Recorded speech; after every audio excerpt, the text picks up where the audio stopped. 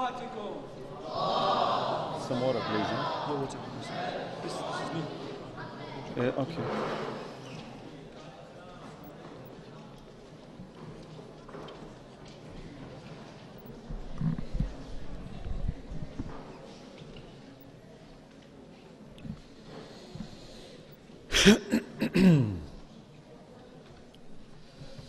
أعوذ بالله من الشيطان الرجيم بسم الله الرحمن الرحيم الحمد لله رب العالمين الحمد لله الذي هدانا لهذا وما كنا لنهتدي لولا أن هدانا الله والصلاة والسلام على خير خلق ونور عرش أفضل الأنبياء والمرسلين وحبيبنا قلوبنا أبي القاسم محمد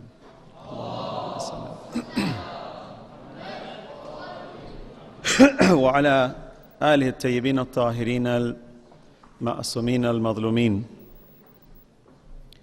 I begin in the name of Allah, the Beneficent, the Merciful, and I seek refuge with Allah subhanahu wa ta'ala from the accursed shaitan and from all the evil that exists in this world. Evil which is really that which is practiced out of free will, and this free will is given the option to reject that which is good. And therefore, by definition, evil is that which we, having been given free will and having been given the opportunity to exercise the free will, and using this free will, we refuse, we reject to obey and to follow the good. We refuse to take the good, and we willfully choose to reject it by acting in a state of evil, which is that which is contrary to good. And therefore, I seek Allah's refuge because this world, as you can see, is filled with a lot of evil, and evil is evidence of free will, because we know as believers who submit to a one deity, one God, the one absolute God, whose absolute name is Allah, meaning this is a word, this is a name actually that has no pluralization, no gender to it, meaning Allah is a unique word, and Allah subhanahu wa ta'ala is addressed under this name, and this is the God that we worship, the one who is bountiful, one who is merciful, who is Rahman, who is Rahim. Knowing the fact that Allah subhanahu wa ta'ala is all good, and Allah has no evil in Him, and everything that Allah does is good, and everything in this universe originates with good, and the fact that Allah subhanahu wa ta'ala, when He says, فَتَبَارَكَ اللَّهُ أَحْسَنَ الْخَالِقِينَ, blessed is He who creates everything good.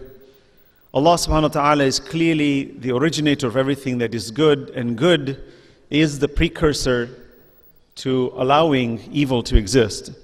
And I'm setting this as a foundation to discuss, because when we discuss the tragedy of Karbala, and when we look at the world today and we see the kind of carnage and evil that's taking place in the world today, there are those of us in this world today who really, really doubt the authenticity of God's infinite mercy, simply by the fact that we question, how can Allah allow such evil to exist at such terrible levels? And I think it's very important that we discuss this and understand, so that when we talk about Karbala, and when we see the carnage that's taking place today, which is really basically a reminder to us about what has happened in Karbala, for example, that we take solace with the understanding that all of this is a grand trial, and that death and life are really a creation of Allah, and ultimately everything ends up with Allah subhanahu wa ta'ala. Salawat ala Muhammad wa ala Muhammad.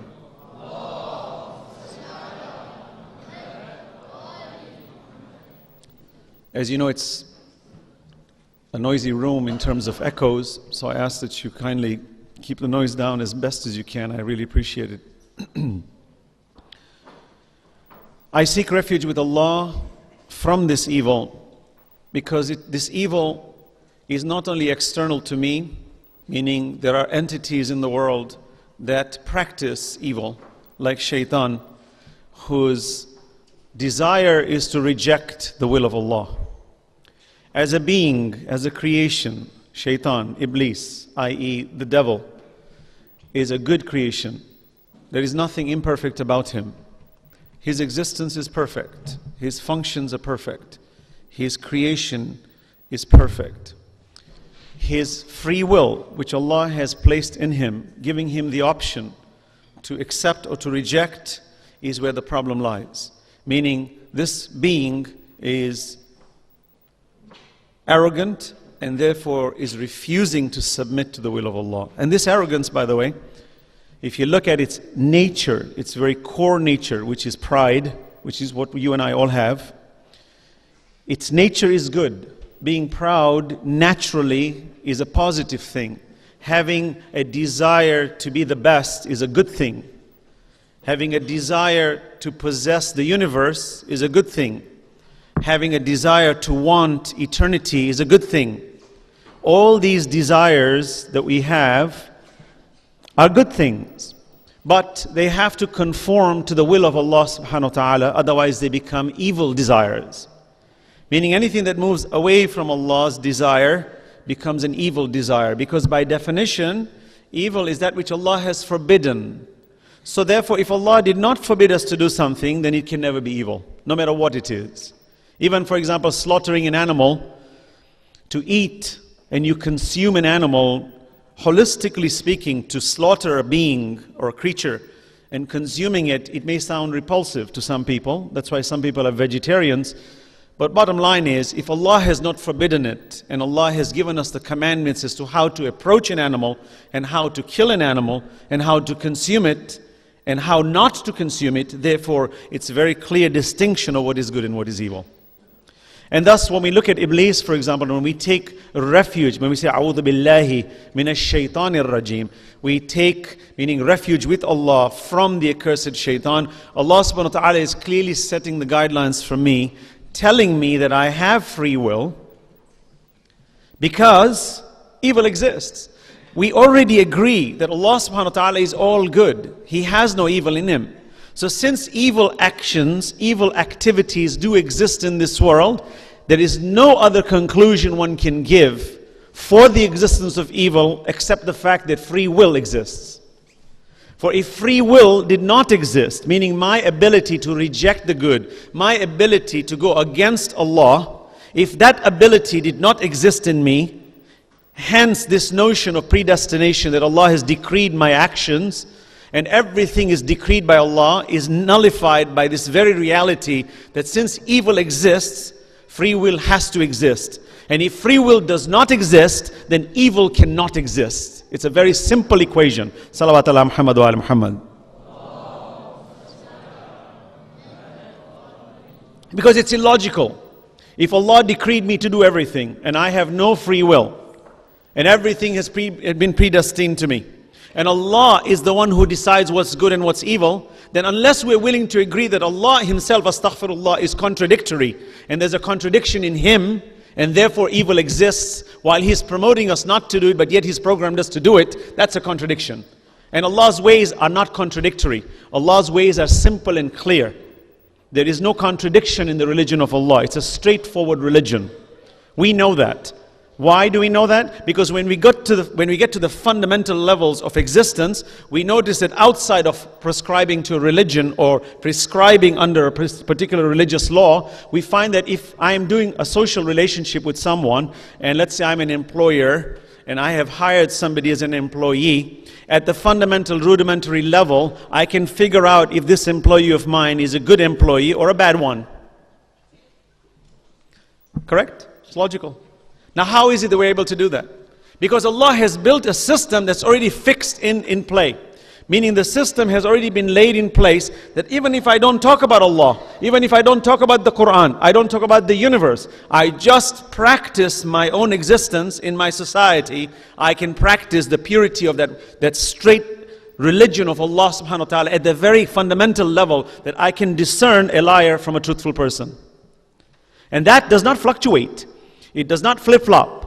A person's characteristic is easily discernible in time, that I can say this individual is a liar or this individual is trustworthy, and I'm willing to give this person more of my trust because time has proven that this person is consistently true and good. Therefore, fundamentally, at the fundamental level of my existence, you notice that Allah has set a very straight religion forward for me. Meaning my livelihood is built around the basic fundamentals of truth versus falsehood. And therefore we can understand that Allah subhanahu wa ta'ala would never practice evil through predestination. He has clearly decreed predestination at a certain level, but not in my free will. For example, my predestination is my birth date. The earth being a sphere is predestined. The sun and its luminosity and its intensity of heat and carbon and hydrogen and its characteristics and the universe, the way it behaves, are predestined. No one can change it. In other words, there's a system that Allah has built that no one can change it. الشمس ينبغي لها أن تدرك القمر. You see? Allah subhanahu wa ta'ala is telling me about the sun and the moon. It's fixed. It's got its course. Everything follows its course. Those aspects are predestined. But my life has a level of predestination in the sense of my gender, being a male versus a female. But even between male and female, it's been predestined that I only have 2 gender possibilities. I don't have a third. Even if I wanted, you can't have it. It's predestined. That level is under predestination. Then there is this free will, where Allah subhanahu wa ta'ala, having endowed me with intellect, إِنَّا خَلَقْنَا الْإِنسَانَ مِن نُطْفَةٍ أَمْشَاجٍ نَبْتَلِيهِ فَجَعَلْنَاهُ سَمِيعًا بَصِيرًا إِنَّا هَدَيْنَاهُ السَّبِيلَ إِمَّا شَاكِرًا وَإِمَّا كَفُورًا. Allah subhanahu wa ta'ala created me from a speck, meaning this sperm and an egg, and He says He created me from this clot to test me. نَبْتَلِي إِنَّا خَلَقْنَا الْإِنسَانَ, meaning you and I are insan, we've been created to be tested from this speck. And therefore Allah subhanahu wa ta'ala, because of this test, He has endowed me with hearing and sight. فَجَعَلْنَاهُ سَمِيعًا بَصِيرًا. Then Allah says, إِنَّا هَدَيْنَاهُ السَّبِيلَ. I have guided them onto the right path, whether they are grateful or ungrateful. Here again the Quran is clearly telling me that you have been given free will. Because if we did not have free will, it would be impossible to be grateful versus ungrateful. We would be pre-programmed. Because being ungrateful as a pre-programmed being is a ludicrous thought. Because what's the objective of me showing a state of disgust or being ungrateful when I've been pre-programmed to be ungrateful? Therefore, the reason I'm establishing this early in these discussions is for us to clearly understand that the event of Karbala and the event that took place on the plains of Karbala and the event that took place where Imam Hussain alayhi salam meets Yazid's army and fights was not a predestination issue.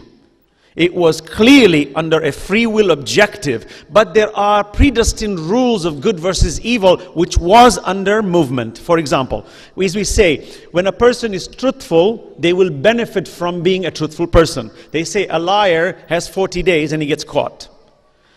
It's a typical adage that we give, a thief has 40 days and then you get caught. How do we say that? There is a predestined system that if you are an evil person, it will come back and haunt you. If you are a good person, ultimately you will benefit from it. That system is predestined.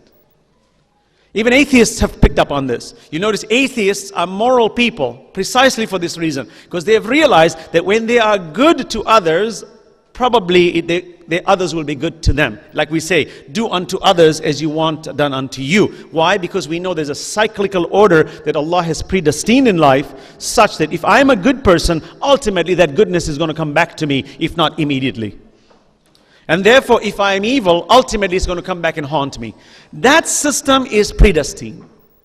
Whether it's going to happen instantaneously, or it's going to happen 5 years from now, or it's going to happen 100 years from now, or it's going to happen after my death, it doesn't matter. The system is built where Allah subhanahu wa ta'ala is clearly showing me that haqq versus batil, قُلْ جَاءَ الْحَقِّ وَزَهَقَ الْبَاطِلِ إِنَّ الْبَاطِلَ كَانَ زَهُوقًا. Say, surely truth is ever prevalent and falsehood is ever vanishing, Allah subhanahu wa ta'ala says. Why? Allah has predestined that system of good versus evil. Therefore, when we promote goodness to each other, we say, brother, come on, let's be good. You say, why should I be good?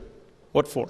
At the very fundamental level, without even talking about Allah, without even talking about Allah's injunctions, without talking about akhirah, and without talking about all the goodness that Allah has promised us, at the very heart level of an individual, talking heart to heart, we can say to each other that yes, when you tell me to be a good person, I can't deny that you are promoting something better for me than somebody telling me to do an evil deed. And even evil person will tell you. And what's incredibly ironic, which is really observable even by an evildoer, is you will find an evildoer will never tell you that they're performing an evil deed. A thief will never tell you he's stealing. He'll tell you he has to do it. He had an objective. You notice? You look in the political world today, you find people invading other people's land. We've got armies sitting on other people's land. You ask the occupiers, what are you doing? He says, we're good people. We care for you. We love you.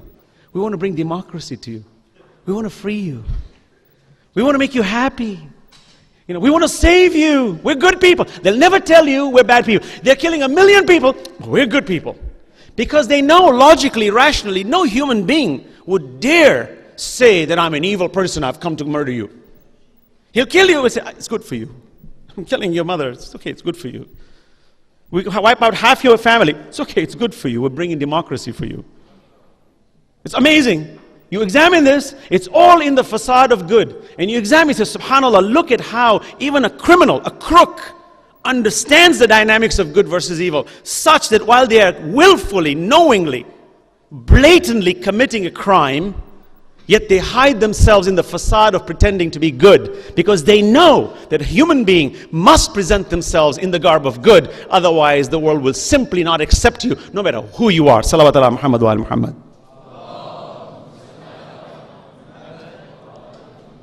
Therefore we understand, brothers and sisters, that when Allah says, kuntum khayra ummatin ukhrijat linnas ta'muruna bil ma'ruf wa tanhawna 'anil munkar wa tu'minuna billah. You are the best in the ummah. Who are you? You're the ones who promote good, you forbid evil, and you believe in Allah, which is the completion. Because when you believe in Allah, you complete the nature of good versus evil, because you complete its full scope, because otherwise it becomes relative good and relative evil. And you know, there's a relativity stage here where I can dictate as a community what is good and what is evil. And hence, you and I must understand that without Allah subhanahu wa ta'ala being the final judge who adjudicates what is haqq and what is batil, that everything is just mere talk which can fluctuate in time, and it just becomes an ethnographic study that we can look back in history and say, yes, the cannibals used to eat human beings, but to them it was good, therefore it must have been good for them. And you cannot make another comment after that. Why? Because since 51% considered it to be good, hey, those people thought it was right, and that becomes what we call relative morality. It's a deadly form of promotion of good. Today in the world, like I mentioned, this occupation. Why do they consider themselves to be good? Because they feel they have a God-given right to take people's land. Some people take other people's land, they say, promised land. God-given right. Can you imagine? It's a smack to Allah subhanahu wa ta'ala, saying that this all merciful, good, just Lord has just given me the authority to butcher you and steal your land. What a contradiction. When I examined this, I said, look at the reality of human being, that we hide under the facade of God. Kings who used to murder people.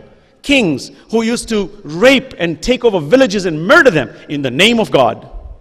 That today when we look at some atheists, and they're angry with people of religion, sometimes you don't blame them. Because really, sometimes this religion has been given such a bad rap. Why? At the hands of evil people who take themselves under protection of good, which is religion under the banner of Allah subhanahu wa ta'ala. And they have adulterated it and confused the masses. And our responsibility, brothers and sisters, the fact that we have the true religion, It's for us to be moderate, to be practicing beings, to be loving, to be just, and to look at all human beings with equality at the human level, and that to respect them the way our Imams respected their companions and their followers. When Imam Ali alayhi salam looked at a Christian man who was blind, begging on the street, as Imam Ali alayhi salam was the Khalifa of the time, and he's asking this man, who are you? He says, I'm from the Nasrani, from the Christian group. Imam Ali says, why are you begging?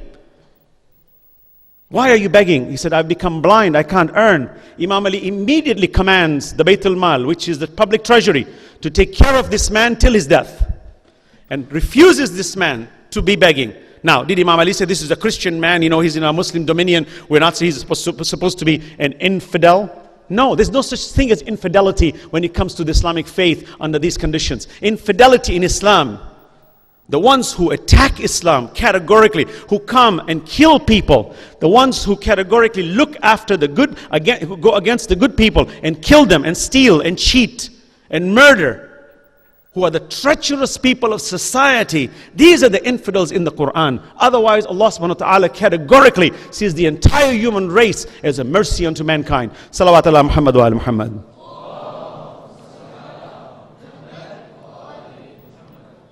I'm speaking, brothers and sisters, with a clear understanding that today in the world that we live in, until and unless you and I gauge ourselves properly in understanding the situation of the world today, and I tell you, it's a confusing world, I have to admit, it's a very confusing world. Not in the perspective of religion per se, but in the variety of human behaviors and misbehaviors. It's fascinating when you watch how a human being behaves. Some human beings are capable of committing the most heinous crimes. You just observe that, is it possible this is the very same being who is the son of Adam, which Allah subhanahu wa ta'ala says, وَلَقَدْ قَرَّمْنَا Bani Adam, that we exalted the Bani Adam. Is it possible that this is the Bani Adam who I am a distant cousin of?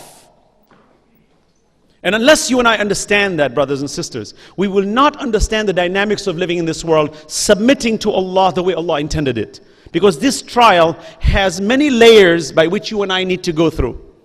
At the very fundamental level, it is our belief in the existence of a deity, a God, and to submit to that willfully. But it's a lifelong process. You can't just say, okay, you wake up in the morning and say, Ashhadu an la ilaha, I believe there's a God, thank you very much. No, that's just the start.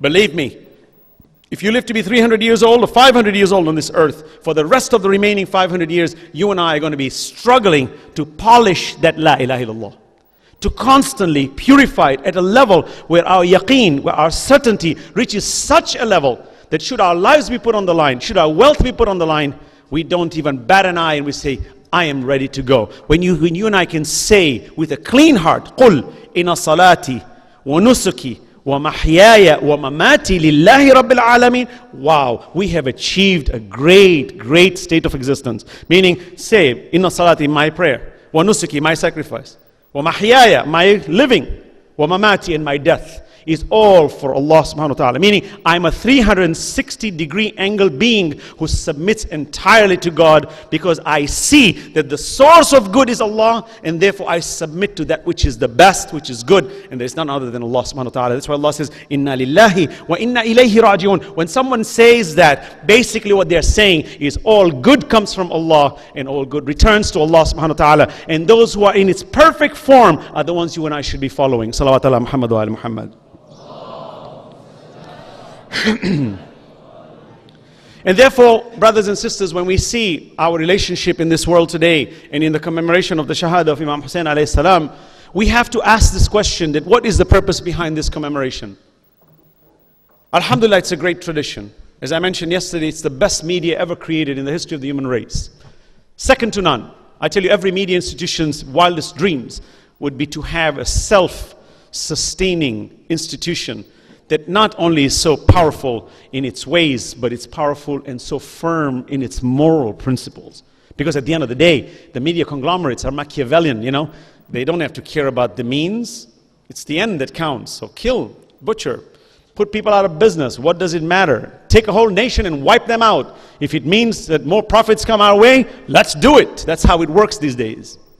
If you look at the world today, there's about 260 people on earth who are the wealthiest people who control the entire minds of the human race today. Even Noam Chomsky mentions this, manufacturing consent. He shows it strategically. He says there are 260, 270, under 300 people who basically control the minds of the human race today. These very 300 people, if you look at them, they are immoral, amoral individuals. They are so hungry for their power that they have an insatiable desire to absorb mountains of gold. Like Imam Zain al-Abidin alayhi salam says, he says humans are such a peculiar creature that if they have a mountain of silver and gold and their neighbor has one, they will want their neighbors too. Though you can't do anything with it. What are you going to do with it?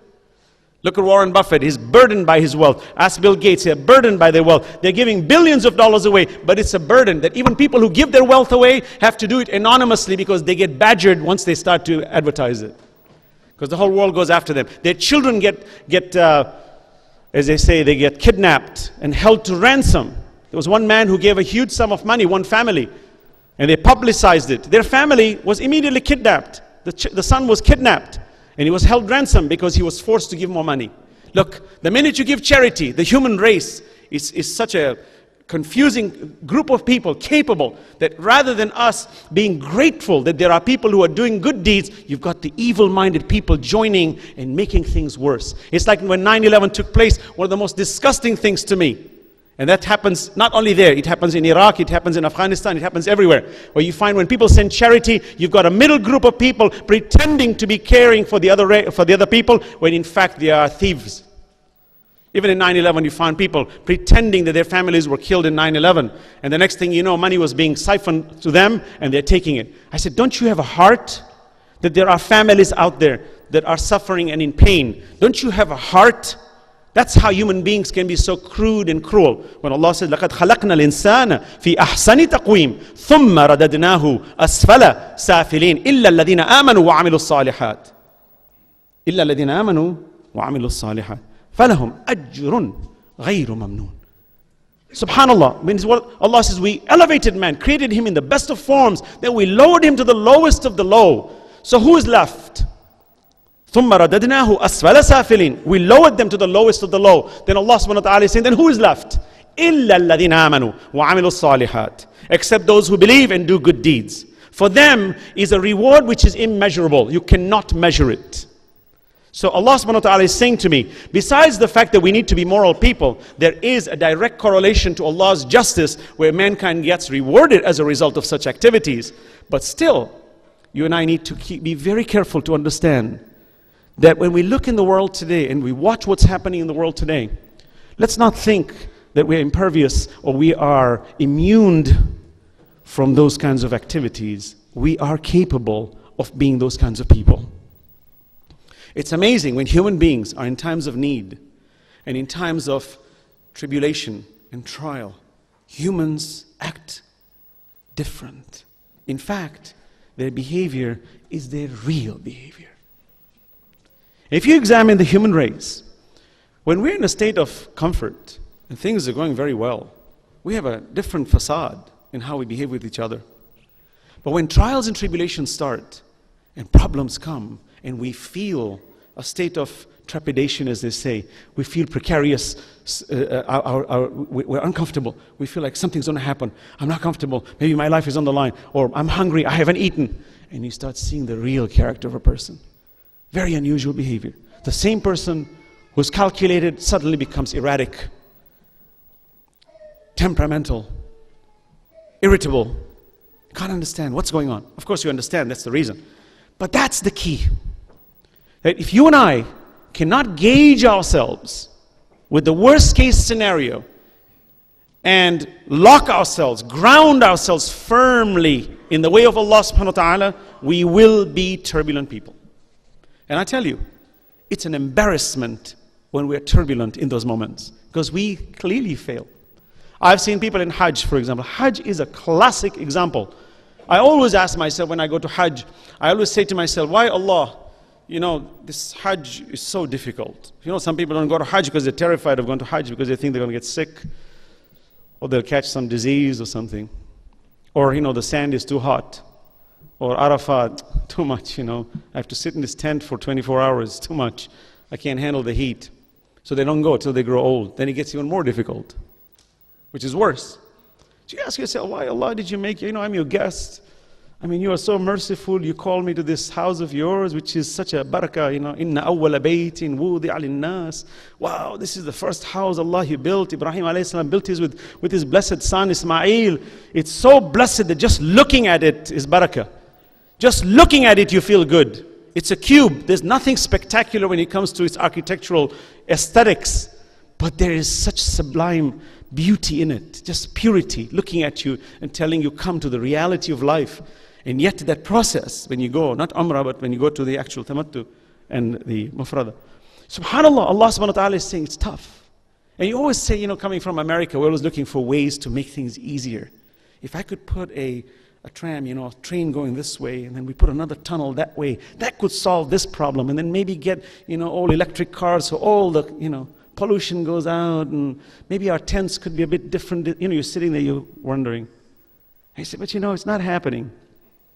Although, relatively speaking, Hajj now is much easier than it used to be. There was a time people used to go on the sand. When they used to go around the Kaaba, they used to walk with bare foot on the sand. It was ferociously hot.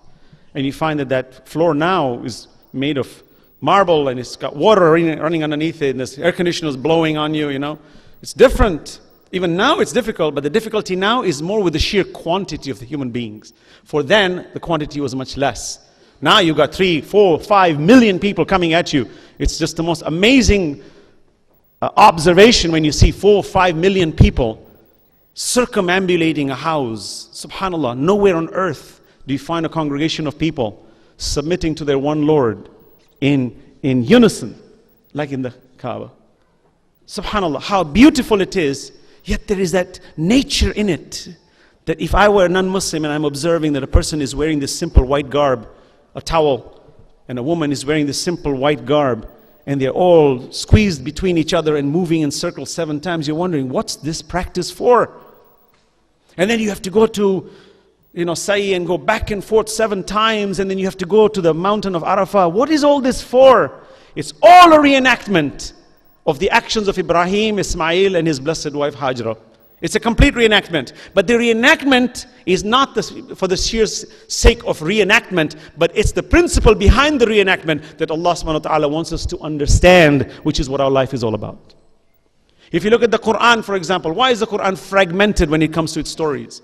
I mentioned this before in my last lecture when I spoke here in Ramadan. Why is it fragmented? Why does one story start, then it continues with another story, then that piece of the other story is completed somewhere else, and then something else starts, and Allah speaks about science, and He speaks about death, and He speaks about paradise, and then hell. He said, what's going on? Why is it so fragmentary? It's actually not fragmented at all. The principle behind it is never fragmented, which is tawheed, and adalat, and nubuwah, and the submission to Allah. The principle is not fragmented, it's continuous. You read Surah Al-Fatiha all the way to the end of the Quran, you'll find the principle is never fragmented, it's continuous. Continuous submission to Allah, continuous exposition of good versus evil, continuous show of what are the rewards and the punishments of a person who submits to Allah and one who does not. So when we look at the event of Mecca, the same thing. It's the principle behind it. But the point I'm saying is, why is there difficulty? Because Allah says, under that stage, you reach, hopefully, to that stage of nafs al-lawwama, which is that self-accusatory soul, where the individual looks at himself and says, there is something wrong with me, because I pretend to be so good with people, but when my difficulty comes in the way, I start to misbehave. Honestly, brothers and sisters, this is at the core of the entire event of Karbala. If you look at Imam Hussain alayhi salam in Karbala, he was in the most difficult situation. Believe me, you and I cannot fathom this notion of difficulty unless you and I take the beloved that we have, let's say our mother, our father, and put ourselves in a situation where we are moving towards our destiny. And you're looking at your son, for example, knowing that this is the son that I'm going to be holding very soon with a spear in his heart. This is the son that I will be carrying, and blood will be all over my body, having carried him. Or a son looking at his father and said, my father, soon I shall witness his head away from his body.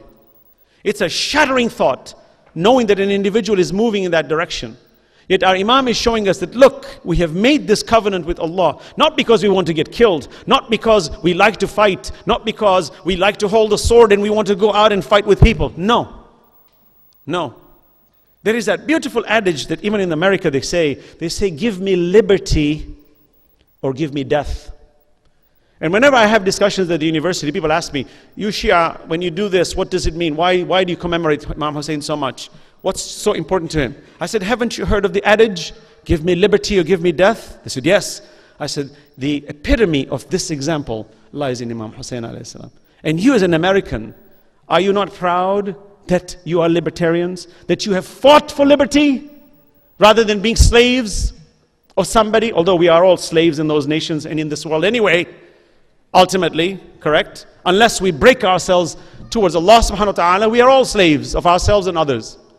But this is the essence of what the whole history of Karbala is about. That you and I need to keep away from evil. You and I need to understand that we are given free will to choose.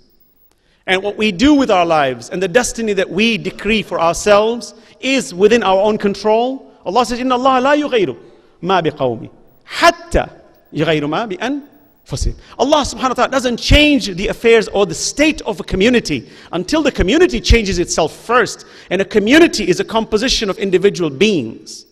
And therefore, if you and I don't become vocal minorities and rise to the occasion to say that my Lord has not left me bereft of a pathway. My Lord has not left me without a guideline. My Lord has not left me without a vision. The Quran is replete. It's filled with such visions. And I subscribe to it and I categorically say that this is my religion that I subscribe to. So Allah subhanahu wa ta'ala on Judgment Day will hold me liable. He said, you subscribed? What happened? How come you had a drug problem? I look in our community, I see people having so many drug problems. Depression. My God, I need to speak about depression problems. Antidepressants are being administered at an alarming rate. Prozac. Ask any pharmacist will tell you. It's the most prescribed thing on earth. Why?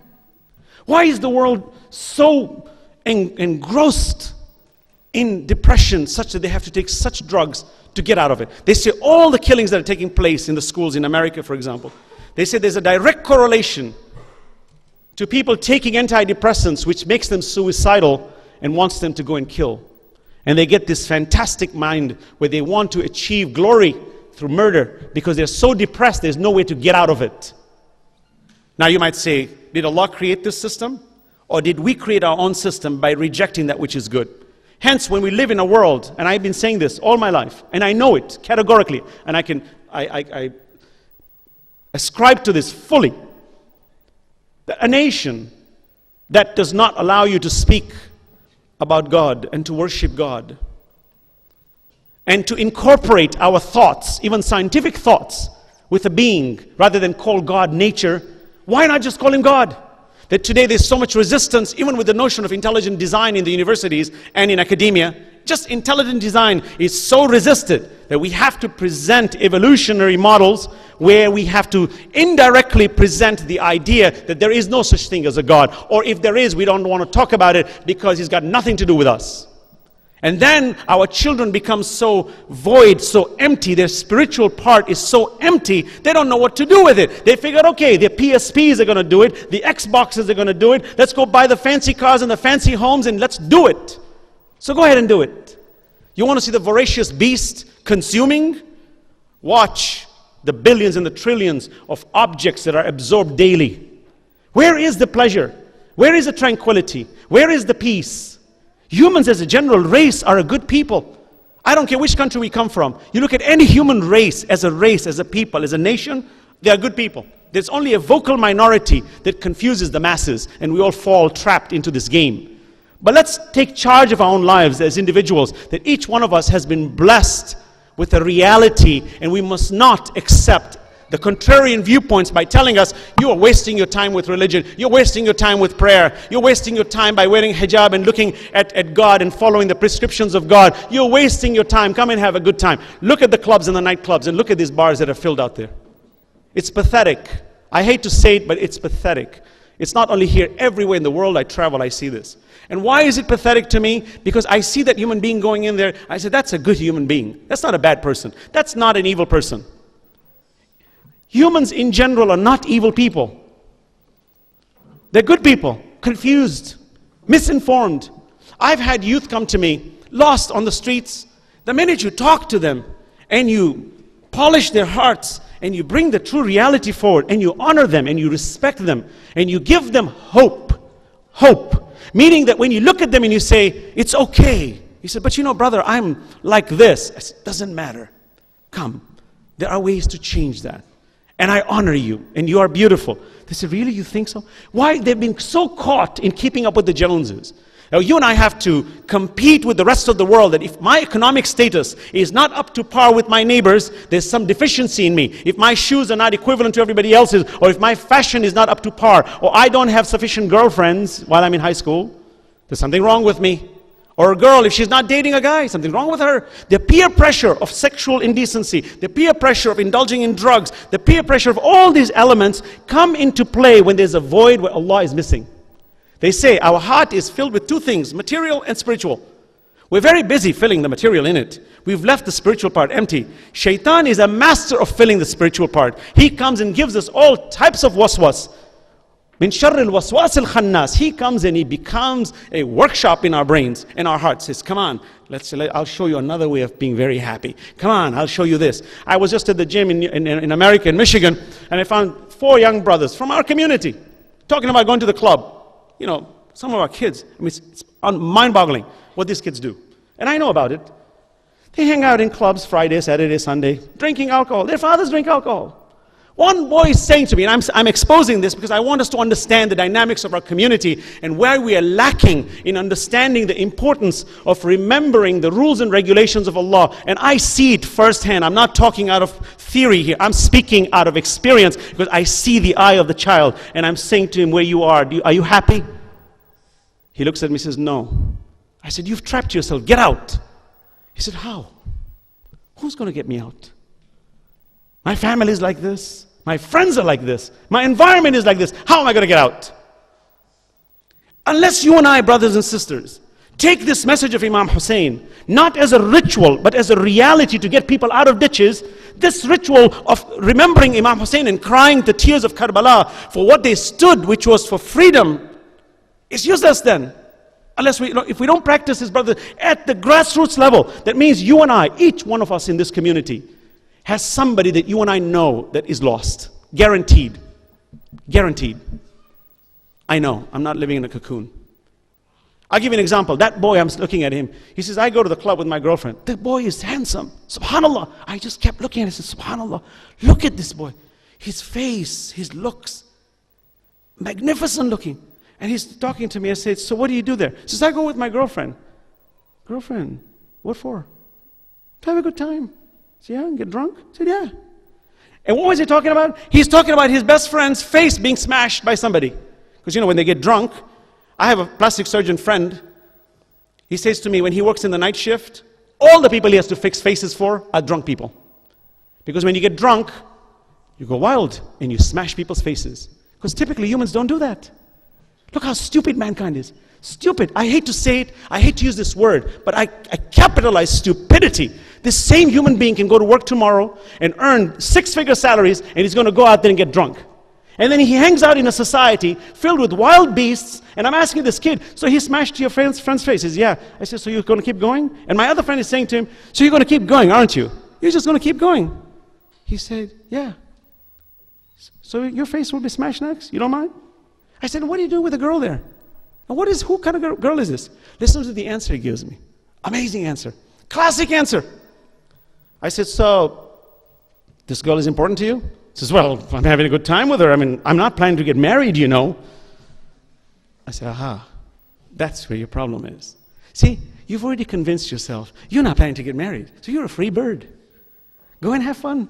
Mess it up. Ruin it. Because who cares? I'm not planning to marry her anyway. See how Shaitan has convinced us. You're not planning to get married, are you? Of course not. Okay, go and have a good time. And then I say, okay, of all the things, do you like this girl? He said, yeah. I said, why would you parade her in front of all the drunkards? He looked at me and says, I didn't think of it that way. I said, it's all fun, isn't it? It's all beastly fun. And I said in a nice way, I said, brother, look at you. Look at who you are. He looked at me, believe me, like tears were coming out of his eyes. Probably no one ever told him this. He's in the gym. I said, look at you. Come here to the gym, work out. Fix this body of yours. You're so beautiful. Look good, be healthy, eat good food, have a vision, go to university. Don't hang around with these stupid things. Tomorrow you'll be overdosing and dead. And what's going to happen to you? Your whole potential is gone. This is what your life is all about. When you look at these boys and girls, you see that they have no spirit. They have no reality towards submission of Allah subhanahu wa ta'ala. They have been convinced that religion is just a ritual act that is meaningless, and we're going to fulfill our pleasures a different way, which is nothing but destruction. Salawat ala Muhammad wa ala Muhammad.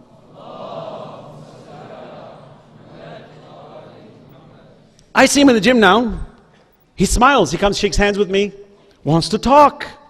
Why? Because you open channels. If we don't open channels, brothers and sisters, open channels, humans want to communicate. Let's not think that we're living in a cocoon society. We're very gregarious human beings. We're very social. We love to connect with others if they can lead us somewhere better. And if you and I give off vibrancy, and we give off positive vibrancy, we're very positive in nature. We're smiling, we're hopeful. And we practice what we preach. That means we're consistent with what we say. Humans have this fundamental gauging point that they look at you and say, this guy is consistently saying what he's doing, or doing what he's saying, therefore there must be something right with this person, and therefore I'm going to follow this person. That's all it takes. And then you become that guiding light, and you pull people. Believe me, all we need to do is spend a little extra time, and we're going to save so many of our generations. Every community I go to, I hear the same story. Parents come to me, my son's got this problem, my daughter's got this problem. Social problems are at the core of what's destroying us. And at the core of that, you find it's because religion has become a facade. Oh yeah, we'll go and fight for Allah. Oh yeah, you say something about my prophet, Muhammad? Oh yeah, sallallahu alayhi wa sallam. Oh yeah, I'm going to kill you. You say something about my God? Oh, I said, yeah, you're ready to rise? He said, oh yeah, I said, do you pray? No, not really. I said, you're ready to go fight, but you're not ready to pray. What kind of a relationship? It's almost like I'm going to bargain. God, I love you very much. I'll come and protect you when you need me. But otherwise, leave me alone, please. I don't have time for you. That's the attitude people have. And I said, no, it's wrong. The rahmah of Allah is upon us, that this salah, which Allah has enjoined upon us, is not a burden upon us, it's a protection, lest we become these beasts that I've been talking about, who are evil people, who murder people and butcher people. Sometimes you go on YouTube and you see the carnage that's taking place in places like Iraq and Afghanistan. Go and see the carnage. It's mind-boggling. Sometimes I would not advise people to see it, because you won't be able to sleep. That's how vicious it is. Vicious. And you wonder, how is it possible that humans can perform this act? And when you examine it, you say, because Allah is far away from them. They have turned away from Allah. They have shut off. They've become mechanical beings. They consider themselves just a product of an accident. And they see themselves as people of chance. They're seeing themselves as somehow managing probabilities in their lives. And that's all this world is all about. So don't give me any big talk about religion. And the minute you do bring about religion, sometimes I don't blame them for seeing a certain way, because unfortunately, but that's the reality of the trial of the world that we live in, unfortunately we have sometimes leaders, even under the garb of the Messenger of Allah subhanahu wa ta'ala, who misrepresent the religion of Allah subhanahu wa ta'ala. Even among the Christian faith, the Jewish faith, the Hindu faith, all of them, you've got those who are pretentious, but they don't really practice what they preach. What that does is it shatters your desire to want to follow such people. And that's all one person needs. The minute they see this hypocrisy, they start validating. Shaitan comes immediately into our heads and says, listen, you're going to waste your time with that guy. Look, all his life he spent this, and look, he's wearing this garb, he recites the whole Quran. Look what he's doing. What are you? You can't even get close to this guy. Look how corrupted he is. You're going to be better? Don't even bother with it. And of course, at the end of the day, my carnal desires deep down, dormant, waiting to do haram, needs a reason to do it. I need to make it good. Remember, I need to make my haram good. I need to make it halal. You ever notice people come and say, brother, is there any kind of legal loophole to this haram thing so that it can become halal? It's like, is there any way we can look at it? It depends on how we look at it, maybe. Huh? Maybe if I look this way, it can become halal. See, there is this innate desire to want to make something haram halal. Innate desire. We have this. So what better than if it's dormant? I've got anger building into me because I'm seeing things not working out the way I intended it. I do a couple of tasbeehs. I wake up in the morning. I do some du'as thinking, okay, today I'm going to be a rich man. I read a couple of surahs, when the angels should be descending my way today, and then everything is going the wrong way. You're getting fired, and everybody's like, okay, that's it. There's no God. Forget it. This religion doesn't exist. Or if it does, God hasn't chosen me. I'm doomed anyway. I'm going to hell anyway, so why bother? Let's have a good time. This is what happens. That's all we need. And I tell you, believe me, growing up in this world, I see the road is slippery. When Imam Ali alayhi salam mentions this, he said, watch out, this road is slippery. It may even appear so good to you, but if you're not vigilant and careful, even you may think of being a great scholar to yourself, that you may think your sujood has got such merit, and shaitan is whispering behind your ears, yeah, you're good. Oh yeah, you're chosen. You're great. And then the next thing you start doing something very slick. Before you know it, you're committing a heinous crime. You have no idea how it happened. It caught you off guard. So when Allah says, wattaqullah, be conscious, be God conscious, why is the Quran saying this? The rest of the world says, what kind of religion is this? Constantly telling us to be afraid of God, be conscious of God. What is this? This paranoia in your religion, God is constantly telling you, be afraid, be afraid. What kind of a God is this? Allah is not telling me to be afraid of Him. He wants me to be afraid of me. I'm the beast. Imam Ali says, the most dangerous animal is yourself. You are the most dangerous being to yourself. You are the most destructive to yourself. And if you don't purify yourself, this self, if you don't do it, you will be doomed. So I don't want to sound negative tonight, but I also want to sound aware and careful that, brothers and sisters, we are blessed with a religion that is giving us free will, it's testing us, and difficulties really expose us. And if you and I don't ground ourselves under those conditions that should difficulty come to us, and we're unstable, then there's a lot of work to be done. Meaning, when you and I go to Hajj, and I've seen, it's a lesson for me. When I went to Hajj in 93, my first time, I was sitting with a group of people that I respected greatly. Very learned people. Full of honor, dignity, the way they carried themselves. You are impressed with them. When we were in Arafat, the buses couldn't arrive. There was no food. We had to walk all the way to Muzdalifah. And you should have seen the curses that came out of those very same mouths that I respected in the day. And they were so mean. They were so bad. I looked at them. Now I realize it's the spur of the moment. You're caught in the zone. And we all have it. Believe me, we all have it. And then you look at the person, and the person lost his vision of himself.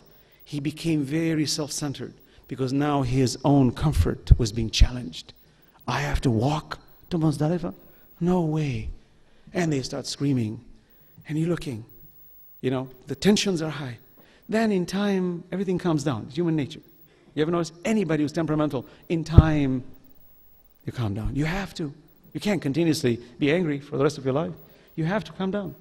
The minute you calm down, you realize, oops, I did a terrible thing. But it's over. It's been exposed. It's become public domain. Now, you may have to spend the rest of your life taking that honor back. When Allah says, وَالْقَاذِمِينَ الْغَيْظِ وَالْعَافِينَ عَنِ النَّاسِ وَاللَّهُ يُحِبُّ الْمُحْسِنِينَ. They are the ones who hold back their anger. They forgive mankind. And Allah loves the good doers. To reach that stage, brothers and sisters, is not a matter of waking up one morning and doing a little tasbih or a little salah, and then we say, okay, I did my duty, assalamu alaikum. No.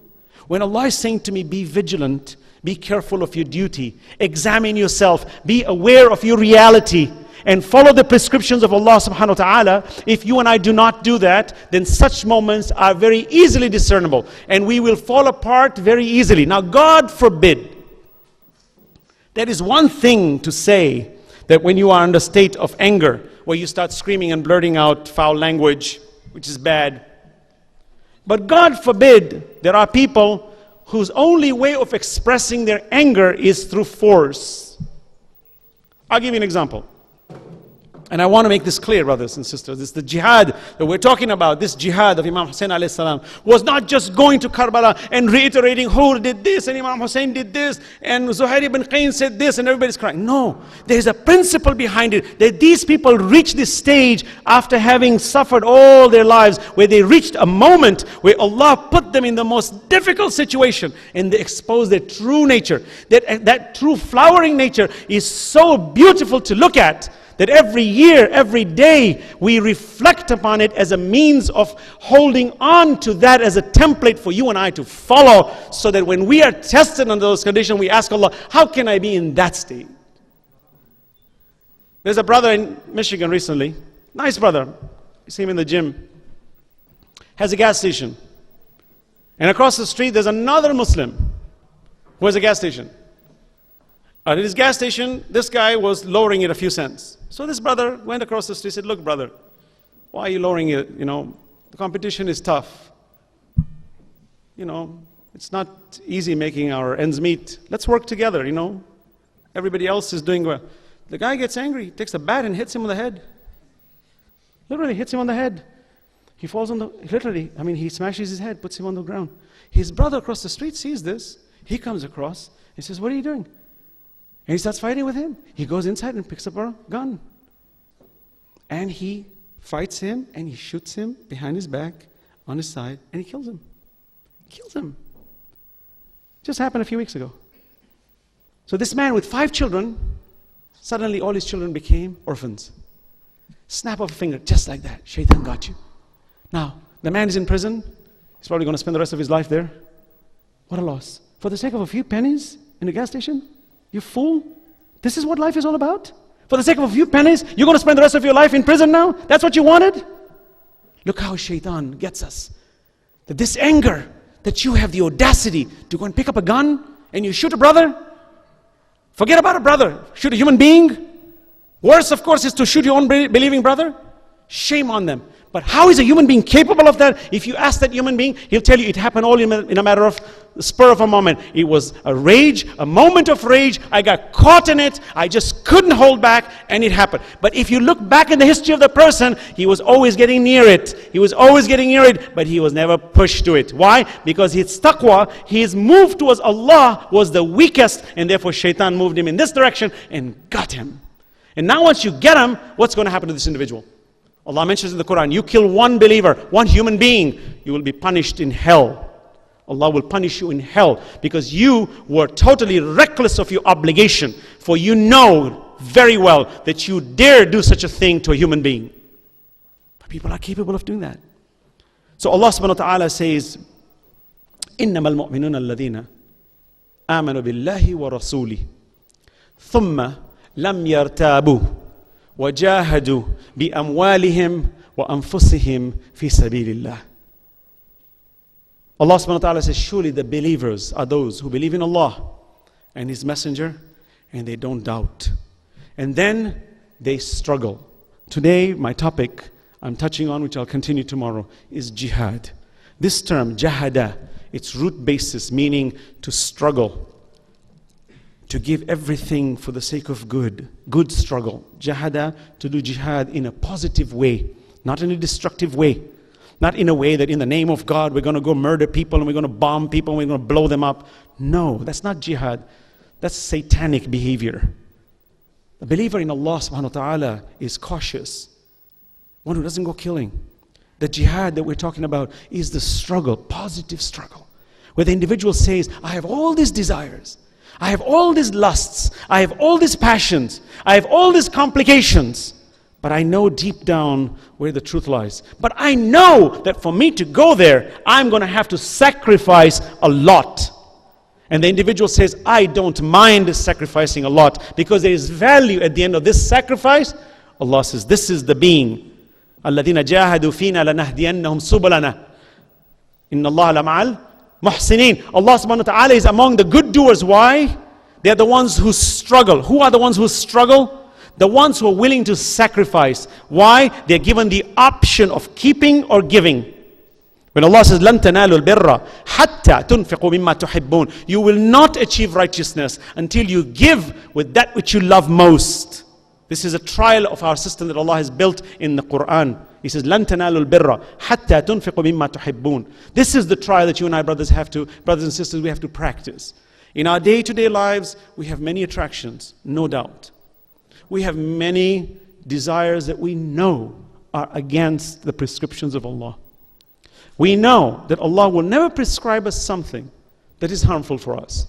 And therefore we know that whatever Allah prescribes for us is good for us. We know that. Yet we're ironic beings, aren't we? We know it's destructive. When you say to the person, why are you taking this drug? He says, well, I know it's bad for me, but I don't have a problem. I'm not a drug addict. It's called denial. You're in denial. Oh, me? I can stop anytime, just like that. You want me to stop like that? I can stop it. I said, I challenge you. I dare you, stop it. Stop it. He says, well, I'm not in the mood to stop it. I said, yeah, you can't stop it. I challenge you. Imam Ali says, he says, the weakness of a man is when he succumbs to his desire. This desire, unless it's checked and it's managed, brothers and sisters, this management situation is critical in life. I will conclude tonight, but I will continue tomorrow, about the essence of morality that Imam Hussain alayhi salam exemplified in Karbala with his characteristic movements that were so impeccable in nature that he did not commit a single mistake. Yet his situation was the worst of the kind, which indicates clearly that his iman was of the highest quality and of the best kind, which therefore concludes to you and me that you and I have to emulate them. That is why the messenger says, Husayn minni wa ana min al-Husayn. Salawat ala Muhammad wa ala Muhammad. Speaking about Imam Hussain alayhi salam and this jihad and this struggle of the blessed Imam, being the age that he was in his 50s, you find the situation of him having to see. You see, we have to put ourselves, I can see that your presence here is because you love Ahlul Bayt. You've taken the time in the month of Muharram, in our busy schedules, to make sure we're here, no matter who the speaker is.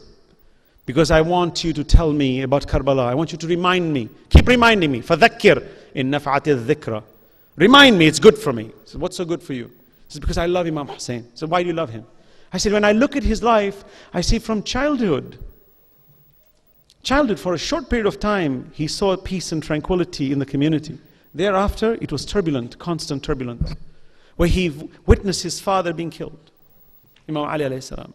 He witnessed his father's right being taken. He witnessed it.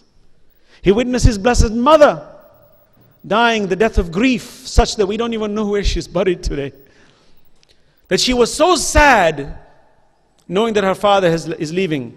And she knew the tribulations that lied ahead, that there was so much jealousy by her mere existence, because so many wanted her, and they couldn't get her, because she was too sublime, too high quality of a nature of a woman, that only Imam Ali alayhi salam was capable of handling her, because he was on her par, her level. That Imam Hassan, Imam Hussain witnessed the death of their mother in a painful way. Meaning they saw it, it's almost like in a choking way, where you see this injustice taking place around you. It's painful. See, I as a lover of Ahlul Bayt take that into consideration when I love my Ahlul Bayt. I'm not negative in thought. I'm very proactive. What fires me here in thinking this is that the Blessed Fatima Zahra Salamullahi alayha suffered, but she didn't complain to Allah. She smiled, in fact, when she heard that she would leave a few months after the messenger's departure. She smiled. So Fatima Zahra Salamullahi alayha is telling me that you should be happy when your time comes to go back to Allah. And don't be fooled by the love of this world. And don't be fooled by the pleasures of this world.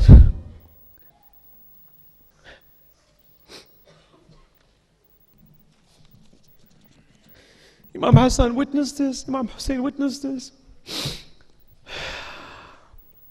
Now you might say, why am I bringing this up? Because when you and I follow a leader, you've got to see them holistically. Not cherry picking. Holistically look at them. This is a family that Allah has chosen. Yet they were the most abused. So what is the Imam saying to me? We're abused. I said, yeah, Imam, I'm a witness you're abused. I'm a witness. How are you witness? I see it. History, it's in the Quran. It's clear in the world today. See the remnants of that abuse today. That today you dare say you love Fatima al-Zahra salamullahi alayha. You say to the world that you love Ali ibn Abi Talib alayhi salam, and see what's going to happen to you.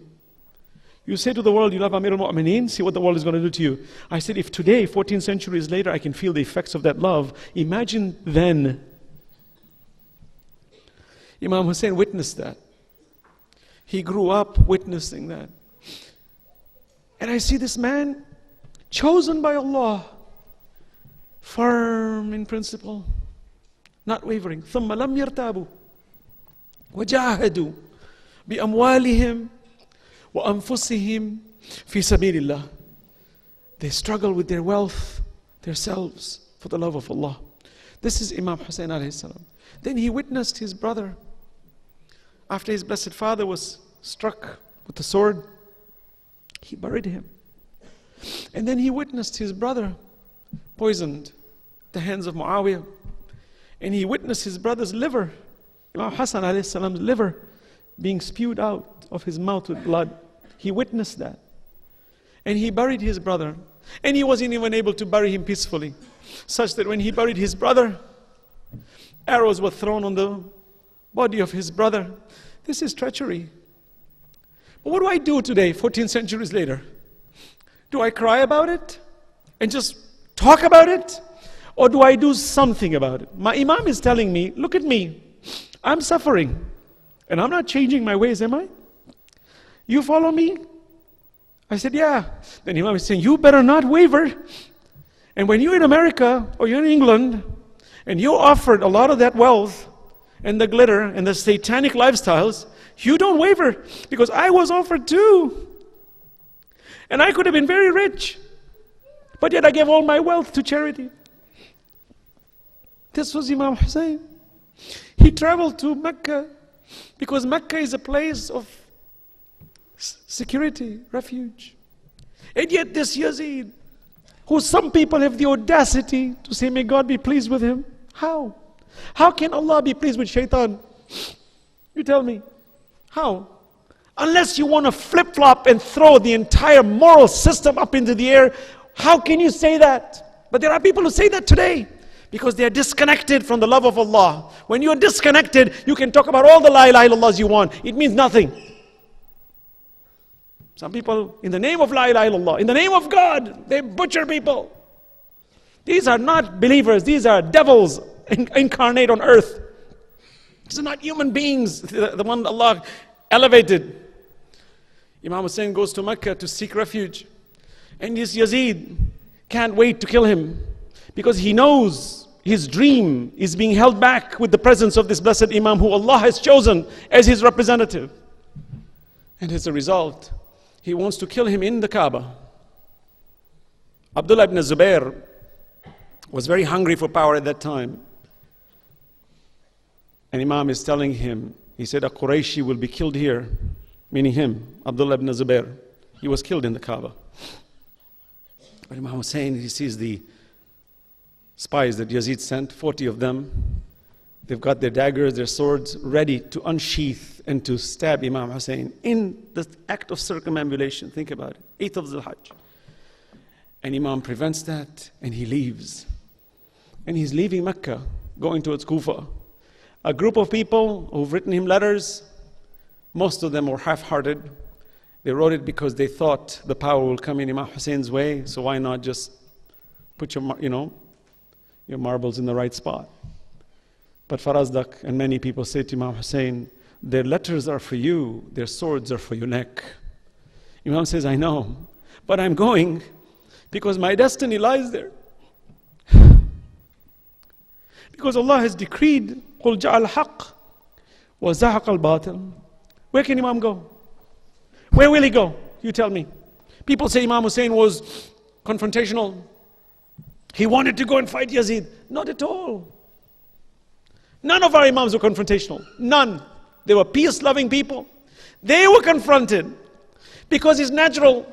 When you're a truthful person and you practice the truth, the enemy can't stand you. And especially if you're chosen by Allah, there is no way you're going to survive. No way.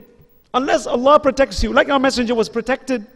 When they saw that he was so powerful in Mecca, they wanted to stab him, and Allah protected him. And Allah took him out of Mecca and hid him. If not for that protection, but that's the decree of Allah. And Allah protected Imam Hussein many times. But this was his time. And Imam takes his family with him. People ask, why the family? You know you're going towards your destiny. Imam wants to show us many reasons. One reason is to prove to the world that don't you dare say that I was hungry for power.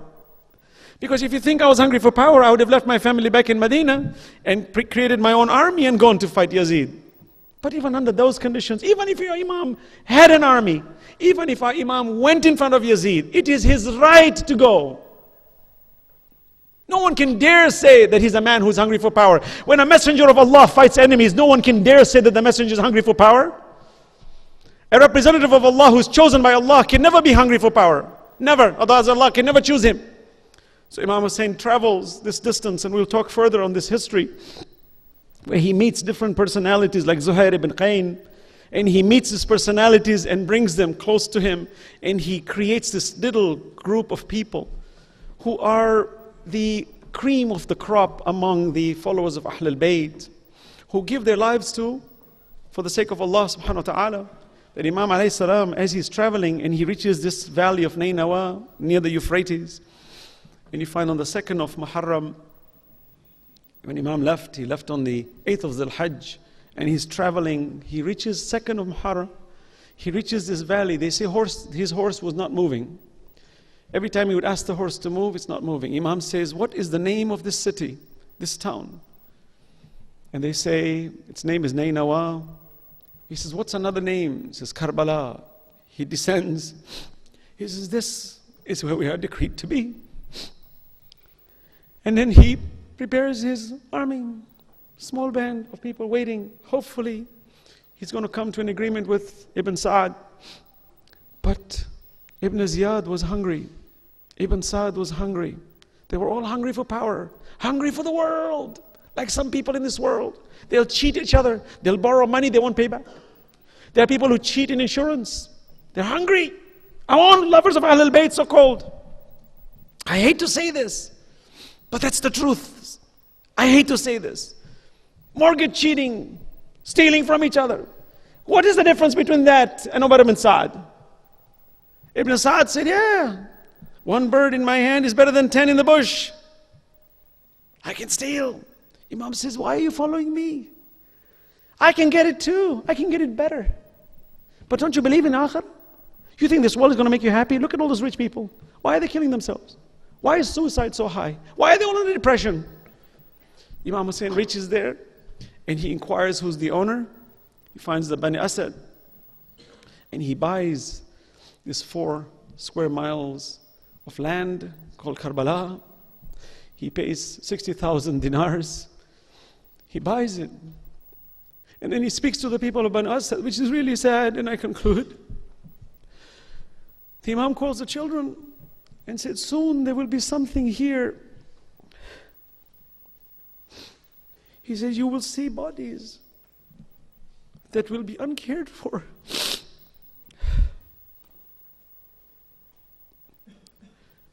They won't bury us.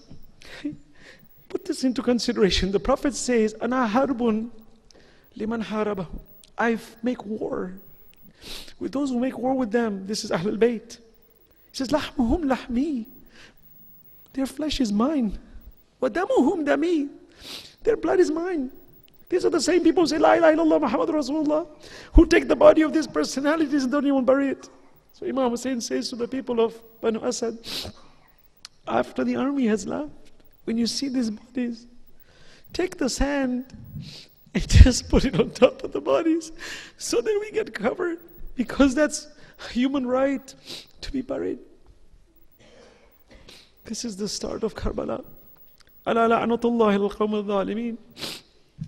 Wa saya'lamu alladhina zalamu ayya munqalibin yanqalibun. Oh Allah, we know you are just. We know you decree. We know you don't leave a stone unturned. But give us the solace of seeing it in this world. Bring our Imam back. We're going to have a latmiya, so please remain.